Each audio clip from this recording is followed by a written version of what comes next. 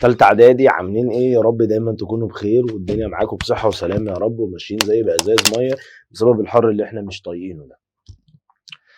النهارده طبعا بنبدأ بالأسئلة المقالية. طبعا الفيديو كبير، فبالله عليك يعني وهتلاقيه متقسم وهتلاقيني غيرت وهتلاقيني عملت كل حاجة. يا برهان كده حضرتك انا اكتشفت انك حضرتك عايزني احل كل مسائل برهان، فخلاص انا قررت ان انا احلها، فاستحمل بقى. ما تقعدش تقول لي يا مستر الفيديو طويل بقى وتقعد تصيح. هنبدا بالجزء هنا، والاخطر هيبقى ليه ايه حل لوحده، او هجيب لك الحل لوحده يعني. ادعي بس ان انا اخلص الاول. فكده مراجعه ليله الامتحان بتبتدي من الشكل ده، من اول سؤال. يلا مع بعض. هنا مستر انا عايز هنا هجيب ا ب، يبقى هجيب طول القوس. يبقى السؤال رقم 1 هجيب طول القوس. يلا يا شباب نجيب طول القوس ونشوف ده. طبعا القانون بتاع طول القوس، القانون بتاع حضرتك هيبقى قياس القوس على 360 في 2 باي نق. يبقى طول القوس بيساوي ايه؟ قياس القوس على 360 في 2 باي نق. طبعا قياس القوس يا شباب زي ما اتفقنا هو قياس الزاويه المركزيه، فهنا 120 هيبقى القوس برضو 120. يبقى كده نقول له 120 على كام؟ 300 وكام؟ و60 في 2. الباي بكام؟ ب 22 على 7. نص القطر هو مديهولنا بكام؟ ب7. ونكتب على الآلة والناتج اللي يطلع كده السؤال بتاعك خلص. سؤال رقم 2. أ ب ج د مستطيل رسم ج ه وتر، بحيث أن ج ه بتساوي د ه. عايز أثبت إن أ ه كله بيساوي ب ج. ماشي. الأول تعالى ناخد د ه أهو. لو أنا هستخدم ج ه اللي هو مديها لنا بتساوي د ج، وتر بيساوي وتر، فبستفاد من المعلومة دي إن القوس ج ه بيساوي القوس د ج. أهو قوس بيساوي قوس. ماشي. وأنت مع حضرتك أ ب ج د ده عبارة عن مستطيل. عبارة عن إيه؟ مستطيل. يبقى الضلع أ ب بيساوي الضلع د ج. يبقى استفاد منها ايه برضو؟ قياس القوس اللي قدامها بيساوي قياس القوس ده. ما هو وتر بيساوي وتر، يبقى قوس بيساوي ايه؟ قوس. وتر بيساوي وتر يا شباب، يبقى قوس بيساوي قوس. ماشي. نسمي دي رقم 1 ونسمي دي رقم 2، ونيجي نقول له كده من 1 و2 هتلاقي القوس فيه قوس اتكرر اهو. الدال ج هو معاك الدال ج، شيله اكتب اللي هيفضل. يبقى مين اللي فضل؟ قال اللي فضل قياس القوس ج ه هتساوي قياس القوس أ ب. حلو كده انا جبت ان قوس أ ب بيساوي قوس ج ه. طب انا عايز اجيب أ ه كلها، يبقى القوس أ ب ه كله بتاعي. طب انا معايا، بصوا يا شباب انا معايا أ ب بس، معايا أ ب، يبقى انا معايا هنا أ ب بس اهي. بص اهي، كبر الرسمه خالص اهي اهي تبان اكتر اهو. بص انا عايز القوس ده كله أ ب ه. طب معايا أ ب يبقى انا محتاج مين؟ ب ه. طب عايز كمان اثبت ب ج يبقى انا محتاج القوس اللي تحتها. طب انا معايا مين؟ ج ه، يبقى فاضل لي القوس ده. يبقى انا اقول له كده باضافه قياس القوس ب ه للطرفين. انا هضيف القوس ده للطرفين يا معلم. بعد ما بتضيفه للطرفين يديني بقى القوس اللي انا عايزه. ما انا كان معايا قوس صغير ضفت له ده فاصبح القوس ده كله. يبقى قياس القوس أ ب ه بيساوي، ما انا كان معايا برضه اهو قوس صغير فاروح جايب القوس ده كله. يبقى قياس القوس د ج ه. طب قوس بيساوي قوس، يبقى وتر بيساوي ايه؟ وتر. عيدها مره واثنين وثلاثه لحد ما تخش دماغك. السؤال اللي بعده عايز يجيب زاويه ب وقياس القوس أ ب الكبير. ادي ا ب الصغير وادي ا ب الكبير اللي على شمالك.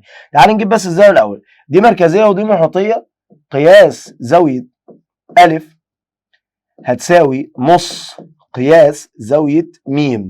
طبعا دي زاويه ايه؟ محيطيه. بتساوي ايه؟ المركزيه. يبقى المحيطيه بتساوي ايه يا شباب؟ نص المركزيه.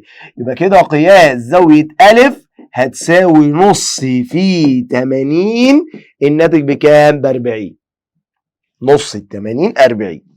طيب والراجل اصلا مديك ان ا ب بتساوي ا ج، ا ب بتساوي ا ج، يبقى كده ضلع بيساوي ضلع تبقى زاويه بتساوي زاويه، يبقى هتساوي 180 ناقص زاويه الراس اللي معاك ب 40 على الاثنين، الناتج يطلع كام؟ 70. وده المطلوب الاول. بعد كده انا عايز القوس ا ب الاكبر، هل ده ولا ده؟ قال لي ده يا مستر ده الكبير. فالقوس الكبير عباره عن القوس ا ج وعباره عن القوس ب ج. يبقى نجيب ا ج لوحدها، بعد كده نجيب ب ج، بعد كده نجمعهم مع بعض. ب ج سهله، ما هو ب ج قصاده زاويه مركزيه، واحنا اتفقنا مع بعض ان القوس بيساوي قياس الزاويه المركزيه. يبقى حضرتك قياس القوس ب ج هيساوي قياس الزاويه المركزيه ب م ج، اللي هي هتساوي كام؟ 80. ماشي. وحضرتك معاك نوعين، انت معاك زاويه ب 70 ودي زاويه محيطيه مشتركه مع القوس ا ج. احنا اتفقنا مع بعض ان الزاويه المحيطيه بتساوي نص قياس الزاويه المركزيه المشتركه معاها في نفس القوس. طب ما اهو. وحاجه تاني، ان الزاويه المركزيه هو قياس القوس، فطالما المحيطيه بتساوي نص المركزيه والمركزيه والقوس زي بعض، يبقى برضو المحيطيه نص القوس. طب كده المحيطيه اللي هي ب 70 يبقى القوس بكام؟ ب 140، الضعف على طول. يبقى كده يا مستر قياس القوس ا ج هيساوي ضعف قياس زاويه ا ب ج اللي هي المحيطيه، يعني 2 في 70، الناتج بكام؟ ب 140. كده انا جبت القوس ا ج ب 140 وب ج ب 80. انا عايز قياس القوس ا ب الاكبر، يبقى اجمع الرقمين مع بعض اللي هو 80 زائد 140، الناتج 80 و140 يبقى الناتج 200 وكام؟ و20. ماشي يا سيدي. سؤال رقم 4 يا مسهل، عد معايا العد طويل النهارده. ا ب ج قطر في الدايره م، وقياس زاويه ج د ب 110. عايزين قياس القوس ج ب. عشان نجيب قياس القوس يبقى عايز الزاويه المحيطيه دي، يبقى احنا الاول نجيب الزاويه دي ومنها نجيب الضعف. طب ده د وده شكل رباعي، والشكل الرباعي كل زاويتان متقابلتان لازم يعملوا 180، يبقى دي 110، يبقى هنا فاضل لي 70. يبقى انا كده معايا ان ا ب ج د ده شكل رباعي دائري. شكل رباعي ايه؟ دائري. يبقى قياس زاوية ب هتساوي 180 ناقص ال 110، الناتج 70. ماشي. طب ما انا معايا برضو ان ا ب ده عبارة عن قطر. قال لي ما هي قياس زاوية ا ج ب، ا ج ب اللي ما اي زاوية محيطية بتبقى قدام القطر بتساوي كام؟ 90. كده المثلث ج ا ب، نجيب الزاويه اللي ناقصه بقى اللي هي زاويه ج ا ب اللي اتفقنا عليها، 180 ناقص 90 زائد 70، الناتج هيطلع 20. اخر حته في السؤال دي ب 20، يبقى القوس ضعفه، يبقى قياس القوس ج ب هيساوي ضعف الزاويه المحيطيه، يعني بكام يا وحش؟ ب 40. خش يا وحش هتجيبك في السؤال اللي بعده. هنا عايز ا ب قطر اهو، وعايز ا ج ممسيه لا عند ا، فاذا كان ا ب ب9 وب م ب6، عايز طول ب ج كلها وعايز طول ا د. حلو، دي ب6 دي ب6، يبقى القطر كله بكام؟ ب12. يبقى حضرتك معانا في سؤال رقم 5، عد معايا عشان العدد طويل. الخامس، العدد طويل، زاش مني بالله عليك، انت مش مراعي انا بعمل ايه اصلا. م ب بتساوي م ا بتساوي 6، عشان دول طبعا انصاف ايه؟ اقطار. يبقى كده ا ب كلها 2 في 6 ب 12. ماشي. طبعا انت عايز تستخدم فيثاغورس، سامعك والله، عايزك تستخدمي فيثاغورس، حاضر. الاول نثبت له ان ج ا ده عباره عن مماس، يبقى كده قياس زاويه ج ا ب بتساوي كام؟ 90. خلاص انت اثبتت له ان هنا في مثلث قائم، يبقى حضرتك تقدر تستخدم نظريه فيثاغورس اللي هو الوتر. يبقى ج ب هتساوي جذر التسعة تربيع زائد يا وحش ال 12 تربيع، الناتج هيطلع كام؟ 15. والحته دي احنا جبناها بقانون جده فيثاغورس وصف النيه، صف النيه. عايز اجيب بقى الف دال، قال لي الف دال طالما هنا زاويه قايمه عشان 90 يبقى هنا مش بتساوي نص الوتر، ده مش متوسط. قال لي لا انا هستخدمه نظريه اقليدس اللي هو بيقول ضلع في ضلع على قاعده او وتر. يبقى الحته دي جبناها برضو بابن عم اقليدس فيثاغورس اللي هو اقليدس. الضلع الف ج بكام؟ ب9، والضلع الثاني ب12 على 15، والناتج اللي هيطلع ماشي 6. عايز قياس القوس بهدال، عايز قياس القوس ايه؟ بهدال. طبعا دي تمارين مشهورة، وده القوس الصغير. طالما طلب من حضرتك القوس الأصغر في التمارين المشهورة اللي هي تمارين 2 لما تكون الزاوية خارجة، يبقى هنا لو أنا عايز أجيب القوس الأصغر هيساوي القوس الأكبر ناقص ضعف الزاوية، ضعف الزاوية حيش. يبقى القوس الأكبر بكام؟ ب120 ناقص 2 في الزاوية بكام؟ ب30. اضرب دول كلهم على الآلة، الناتج طلع لك 60. ميرسي لحضرتك، السؤال خلص. بس كده يا مستر؟ والله العظيم بس كده. خش ما عندناش وقت. عايز اجيب بهدال ودال اهي، تعالى نجيب بهدال يا مستر زي ما انت جبت اللي فوق. يبقى قياس القوس بهدال هيبقى ايه يا مستر تربيع دي؟ ايه بقى؟ ما تقلقناش بقى تقول اللي احنا غلط بقى، ما تصغرناش يا مستر مع الناس، حقك عليا. خش هتجيبك يلا. القوس الكبير بكام؟ ب100 وهي 4 ناقص 2 في ضعف الزاويه اللي هي كام؟ 36. يبقى الناتج طلع 32. انا عايز قياس القوس ده له وده له ليه توأم. مين التوأم بتاعه؟ ب ج، والدائرة كلها 360. يبقى 360 ناقص القوسين مع بعض 32 زائد 104 على 2، والناتج اللي يطلع مع حضرتك يطلع زي ما يطلع. ماشي. أشهر سؤال في الامتحانات سؤال رقم 8. أشهر سؤال في الامتحانات الرقم 8. عايز أثبت إن قياس زاوية د أ ج بتساوي قياس زاوية ب أ ه. الأول أنا معايا إن د ه بتوازي ب ج. طب وتر بيوازي وتر، يبقى قوس بيساوي قوس محصورين. قوس بيساوي قوس إيه؟ محصورين. يبقى قياس زاوية د أ ب بتساوي قياس زاوية ه أ ج. ما انت خلي بالك، وقوس بيساوي قوس بيديك زاوية بتساوي زاوية. مش احنا خدنا قبل كده يا شباب لما تكون الزاويتان المحيطية مشتركة على نفس القوس يبقى متساوية في القياس؟ ايوه، قوس بيساوي قوس، زاوية بتساوي زاوية، زاوية محيطية بتساوي زاوية محيطية، وكلها من القوانين اللي استخدمتها. طب انا معايا الزاوية دي بتساوي الزاوية دي، وانا عايز اطلع دي كلها، يبقى انا محتاج اللي في النص. طب انا معايا الزاويه دي بس وعايز اطلع دي كلها، يبقى انا محتاج الزاويه اللي في النص. يبقى نقول له كده باضافه قياس زاويه ب أ ج. عايز اضيف الزاويه دي كلها. اول لما تضيفها كلها يديك اللي انت عايزه بقى، يديك ان قياس زاويه د أ ج بتساوي قياس زاويه ه أ ب، وهو الايه المطلوب اثباته. ماشي. كل المسائل دي موجودة محلولة في منظومة مراجعة النهائية، بس لازم نخلصها بعد كده نروح لمنظومة المراجعة النهائية علشان نعلم على الأسئلة اللي احنا عايزينها. لازم الكلام ده يكون أصلا خلصان الأول عشان حضرتك تبتدي تعرف تحل. أديني قلت عشان ما ترجعش تعيط. 9. طول القوس ب س، هو مدينا إن ب س طوله بيساوي ص ج. طيب قوس بيساوي قوس، يبقى وتر بيساوي وتر. حلو، قوس بيساوي قوس، وتر بيساوي وتر. وبعدين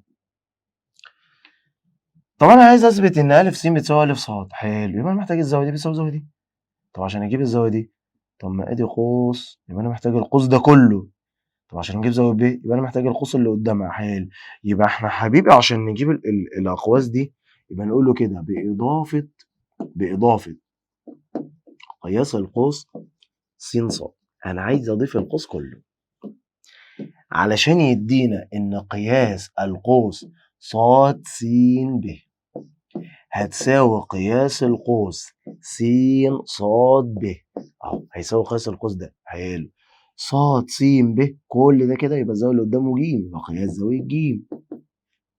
طب س ص ج يبقى س ص ج يبقى الزاويه اللي قدامه اللي هي زاويه ب، يبقى قياس زاويه ج بتساوي زاويه ب. زاويه بتساوي زاويه يبقى ضلع بيساوي ضلع، ونسمي ده رقم 2. من 1 و2 بقى انا معايا الجزء ده الصغير اللي جوه الدايره بيساوي الجزء اللي جوه الدايره، وده كله بيساوي الجزء ده، يبقى انا محتاج الجزء اللي بره، يبقى شيل الجزء اللي ايه اللي جوه الدايره. يبقى نقول له بطرح الجزء الصغير من الجزء الكبير، يبقى حضرتك اذا ا س بتساوي ا ص. يبقى كده الاثنين سوا بعض. طيب ا ب قطر في الدايره م. سؤال رقم 10. ا ب قطر في الدائره م، وه بتنتمي لب ا، وج د بتساوي ج ب، وقياس زاويه د ا ه بتساوي 110. اوجد قياس زاويه ا د ج. عايز الزاويه دي كلها، الزاويه دي مقسومه نصين، الجزء ده والجزء ده. الاول تعالى نجيب ج عشان ده شكل رباعي دائري، ده اللي هو رباعي دائري، فالزاويه الخارجه بتساوي المقابله للمجاوره لها، فدي 110 يبقى ج على طول 110. وقياس زاويه د ا ه هتساوي قياس زاويه ج هتساوي ال 110. معايا مثلث د ج ب، معايا ان د ج بتساوي ج ب، ضلع بيساوي ضلع، يبقى زاويه بتساوي زاويه، ضلع بيساوي ضلع، زاويه بتساوي زاويه. بما ان زاويه الراس ب 110 يبقى 180 ناقص 110 على الاثنين، الناتج هيطلع كام؟ 35. كده جبنا اول واحده. وانا معايا ان ا ب ده عباره عن قطر، يبقى كده قياس زاويه ا د ب هتساوي 90، ودي رقم 2. من 1 و2 بقى انا عايز الزاويه كلها، من 1 و2 عايز الزاويه كلها، يبقى اجمع الرقمين دول مع بعض، يبقى قياس زاويه ا د ج هتساوي 90 زائد 35، الناتج 125. السؤال اللي بعده سؤال رقم 11. عد يا عداد، عد يا عداد، الحوار طويل يا شباب. ب ج د هي شكل رباعي فيه قياس زاويه د ب 70، وقياس زاوية ج بتساوي نص قياس زاوية ه. اوجد بالبرهان أن قياس زاوية أ ب ه بتساوي قياس زاوية ه. عايز بالبرهان إن الزاوية دي بتساوي الزاوية دي. عادي، ما ده شكل رباعي دائري صح؟ عايز أجيب الزاوية دي، طب ما الزاوية الخارجة بتساوي المقابلة لها، سهلة دي. يبقى أنت حضرتك معاك إن ب ج أو ب ج د ه ده رباعي دائري، ده رباعي دائري. يبقى حضرتك قياس زاوية ه ب أ هتساوي قياس زاوية د هتساوي 70. زاوية خارجة بتساوي المقابلة لها، ادي أول واحدة.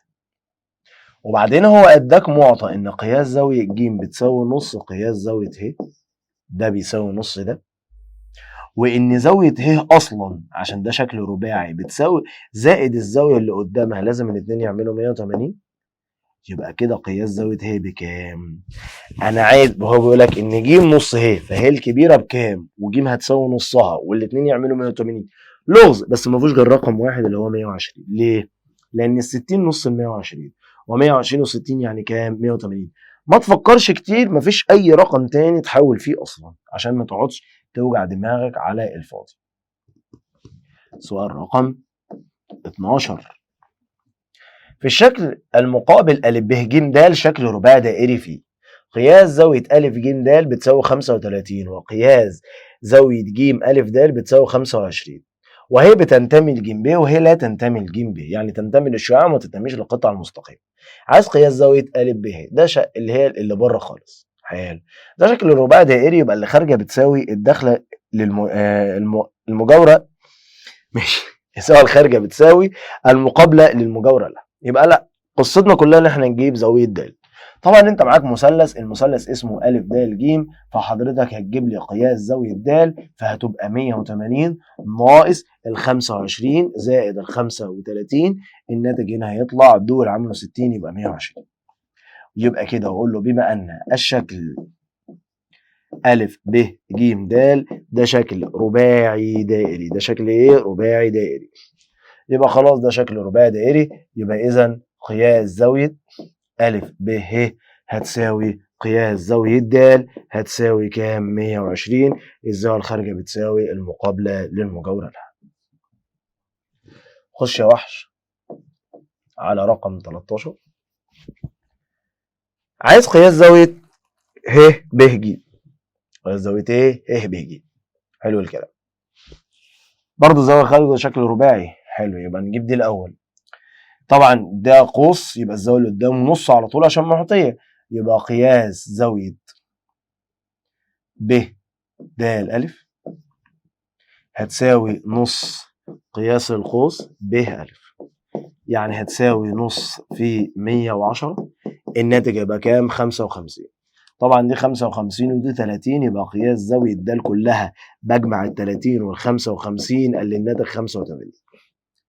وبما أن الشكل أ ب ج د ده رباعي دائري يبقى كده قياس زاوية ه ب ج هتساوي قياس زاوية د زاوية خارجة بتساوي المقابلة لها بتساوي برضو كام؟ 85. ماشي. سؤال رقم 14 اذكر حالات يكون فيها الشكل رباعي دائري. أول حالة كل زاويتان متقابلتين كل زاويتين متقابلتين مجموع قياسهم بيساوي كام؟ 180.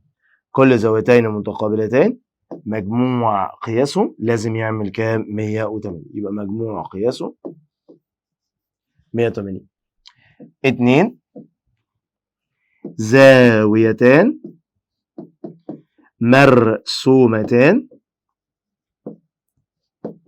على قاعدة واحدة وفي جهة واحدة. ده شكل رباعي دائري. رقم 3 الزاوية الخارجة تساوي المقابلة للمجاورة لها. الزاوية الخارجة دول حالات شكل رباعي دائري. كل زاويتين متقابلتين مجموع قياسهم بيساوي 180. زاويتان مرسومتان على قاعدة واحدة وفي جهة واحدة. الزاوية الخارجة بتساوي المقابلة للمجاورة لها. هنا عايز اثبت ان الشكل رباعي دائري. سؤال رقم 15 عايز اثبت ان الشكل رباعي دائري. اشتغل على المثلث ب د ج اللي انت شايفه في حضرتك في المثلث ان ب ج بتساوي د ج ضلع بيساوي ضلع تبقى حضرتك زاوية بتساوي زاوية ب د ج كل واحدة فيهم بتساوي 60. تعال نجيب بقى زاوية ج يبقى قياس زاوية ج هتساوي 180 ناقص 60 زائد 60 الناتج هيطلع برضو كام؟ 60. لو ركزت مع زاوية أ زائد زاوية ج زاوية أ ب 120 زائد زاوية ج ب 60 الاتنين مع بعض عملوا 180. طالما الزاويتين متقابلتين والاتنين عملوا 180 يبقى إذا الشكل أ ب ج د ده رباعي دائري. ماشي كده احنا وصلنا ل 15 سؤال. لسه بدري يا شباب والله. تتعبش مني في الاول. مش انت عايزني احل جرعان يا اخويا؟ اديني بحل. ذاكر انت بقى. ا ب ج شكل رباعي مرسوم داخل الدائره. ا س بينصف ب ا ج، ود ص بينصف زاويه د ب د ج. اثبت ان الشكل ا س ص رباعي دائري. عايز اثبت ان الشكل ده حضرتك رباعي دائري. طيب تعال نستخدم الشكل الرباعي الدائري اللي موجود. يبقى سؤال رقم 16. نستخدم الشكل الرباعي الدائري اللي موجود الاول. نقول له بما ان الشكل ا ب ج د ده حضرتك رباعي دائري، فزاويه ب ا ج قياس زاويه ب ا ج هتساوي قياس زاويه ب د ج، وطبعا عشان الزاويتين دول مرسومتان على قاعده واحده وفي جهه واحده. هم مرسومتان على قاعده واحده في جهه واحده. ماشي. وبعد كده عندك اصلا ان ا س ينصف زاويه ب ا ج. نفس الكلام الناحيه الثانيه. د ص ينصف زاويه ب د ج. ده بينصف. يبقى كده نص قياس زاويه ب ا ج هتساوي نص قياس زاويه ب د ج، اللي هم اسمهم ايه بقى؟ س ا ص. يبقى قياس زاويه س ا ص بتساوي قياس زاويه اسمها ايه دي بقى؟ ها؟ ص د س. يبقى قياس زاويه ص د س.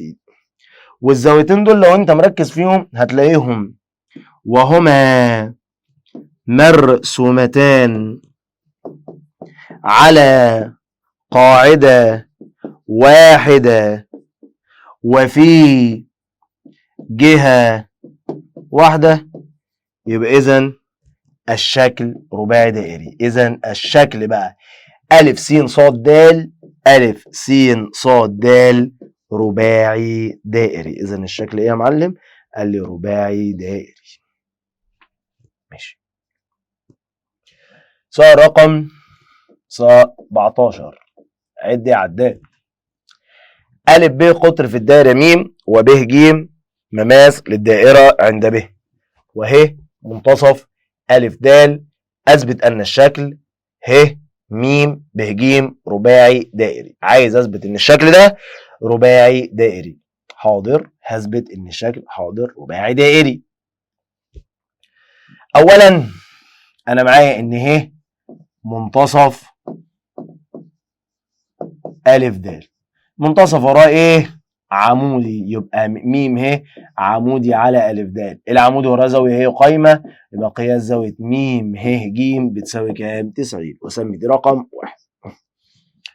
بعد كده انا معايا ان ج ب عباره عن مماس، والمماس وراه عمودي، يعني م ب عمودي على ب ج او ج ب، يبقى برضو قياس زاويه م ب ج بتساوي 90. واسمي دي رقم 2. لو انت بصيت من 1 و2 وجينا جمعنا ال90 دي وال90 دي والاثنين قدام بعض وعملوا 180، يعني كده زاويتين متقابلتين وعملوا مع حضرتك 180، يبقى حضرتك هتقول له اذا من 1 و2 الشكل ه م ب ج رباعي دائري، عشان كل زاويتين متقابلتين لازم يعملوا كام؟ 180. عد يا عداد. 18. في الشكل المقابل د دائرة مركزها م، إذا كانت س وص منتصفي ا ب وأ ج على الترتيب. أثبت أن أ س ص م رباعي دائري. عايز أثبت إن أ س ص م رباعي دائري. حاضر. وعايز أثبت بعد كده إن قياس زاوية م س ص هتساوي قياس زاوية م ج ص. أهو م س ص، م س ص اللي جوه دي خالص، م س ص بتساوي قياس زاويه م ج ص.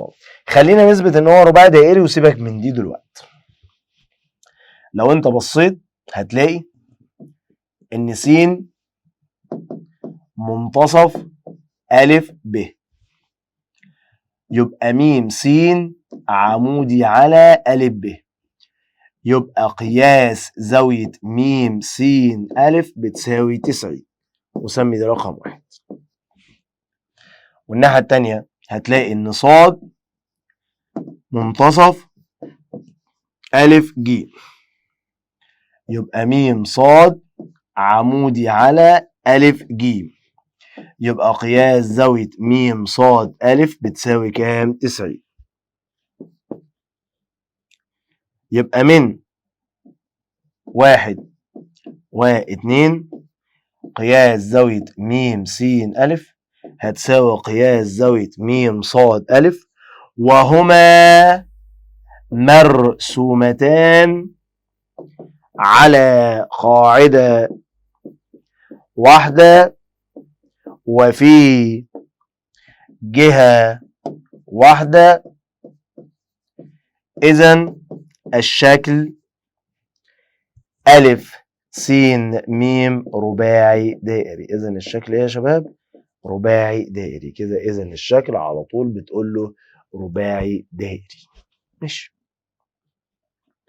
كده، في مشكلة؟ أسيبك أنت بقى إيه تكمل الجزء ده.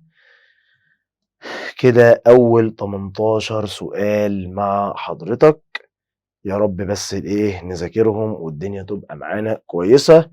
على فكرة الباقي اللي جاي حضر، لو أنت هتلاقي الموضوع كويس معاك حضر، هتلاقي الجزء معاك سهل ما فيهوش أي حاجة خالص، والدنيا كويسة من 34 سؤال. أشوفكم على خير.